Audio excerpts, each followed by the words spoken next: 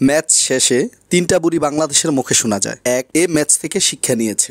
যে শিক্ষা নেওয়া তাদের কখন যে শেষ হবে কে জানে। দুই, কোনো দলই ছোট না, আর যেখানে সবাই ছোট দল পেলে রানের উৎসবে মেতে উঠে সেখানে বাংলাদেশের অবস্থান ভিন্ন। তিন, 20 রান বেশি করলে হয়তো আমরা ম্যাচটা জিততাম। এই 20 রান কখনো বাংলাদেশ নিতে পারেনি, আর ভবিষ্যতে নিতে পারবে কিনা তা দেখার বিষয়।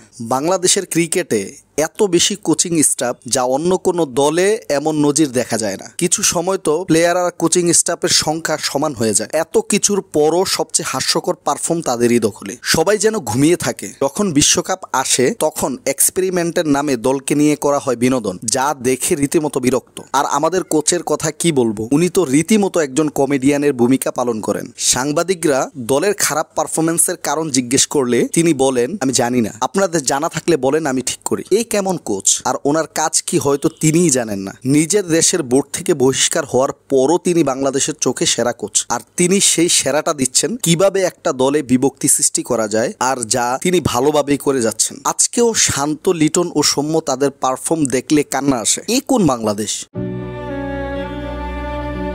আর শান্ত তো একটা সার্টিফিকেট নিয়ে আছে ক্যাপ্টেন, যাকে বাদ দেওয়ার ওয়েই নাই। এ কেমন ক্যাপ্টেন?